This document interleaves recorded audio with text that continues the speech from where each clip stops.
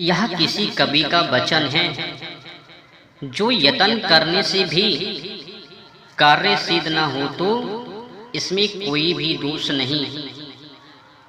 तो हम तुमसे पूछते हैं कि गृह आश्रम से बहुत से संतान होकर आपस में विरुद्धाचरण कर लड़ मरे तो हानि कितनी बड़ी होती है। समझ के विरुद्ध से लड़ाई बहुत होती है। जब सन्यासी एक वेदुक धर्म के उपदेश से परस्पर प्रीति उत्पादन करावेगा तो लाखों मनुष्यों को बचा देगा। सहस्त्रों गृहस्थ के तुल्य मनुष्य की बढ़ती करेगा। सब मनुष्य संन्यास ग्रहण कर ही नहीं सकते, क्योंकि सबकी विषय शक्ति कभी नहीं छूट सकेगी। जो संन्यासों के उपदेश से धार्मिक मनुष्य हो गए, वे सब जानो सन्यासी के पुत्र तुल्य हैं। सन्यासी लोग कहते हैं कि हमको कुछ कर्तव्य नहीं, अन्न वस्त्र लेकर आनंद में रहना है और विद्या रूप संसार से माथा पच्ची क्यों करना। समझ रहे हो ना? अपने को ब्रह्म मानकर संतुष्ट रहना। कोई आकर पूछे तो उसको भी वैसा ही उपदेश करना कि तुम भी ब्रह्म है, तुझको पाप पुण्य नहीं लगता, क्योंकि शीतोष्ण शरीर, सुधा तृष्णा प्राण और सुख दुख मन का धर्म है। जगत मिथ्य है और जगत के व्यवहार भी सब कल्पित अर्थात झूठे हैं। इसीलिए इनमें फंसना बुद्धिमानों का काम नहीं। जो कुछ पाप पुण्य होता है वह देह और इंद्रियों का धर्म है, आत्मा का नहीं, इत्यादि उपदेश करते हैं।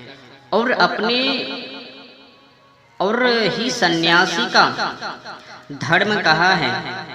अब हम किसको सच्चा माने? क्या उनको अच्छे कर्म भी कर्तव्य नहीं? देखो, वैदिक कर्म भी, वैदिक कर्म जो कि धर्म युक्त सत्य कर्म है, सन्यासियों का भी अवश्य करना लिखा है। क्या भोजन छदनादि कर्म से छोड़ सकेंगे? जब एक कर्म नहीं छूटते तो उत्तम कर्म छोड़ने से वे पतित नहीं होंगे। जब गृहस्थों से अन्न वस्त्रादि लेते हैं और उनका उपकार नहीं करते तो क्या वे महापापी नहीं होंगे? जैसे आंखों से देखना, कान से सुनना ना हो तो आंख और कान का होना व्यर्थ है ना। वैसे ही जो सन्यासी सत्य उपदेश और वेदादि सत्य शास्त्रों का विचार प्रचार नहीं करते तो वे भी जगत में व्यर्थ भार रूप हैं। और जो अविद्या रूप संसार थे असे माथा पच्ची क्यों करना आदि लिखते हैं और कहते हैं, वैसे उपदेश करने वाले ही मिथ्य रूप ढोंगी, अत्याचारी और पाप के बढ़ाने हारे पापी हैं। जो कुछ शरीरादि से कर्म किए जाते हैं वे सब आत्मा ही के और उनका फल भोगने वाला भी आत्मा है।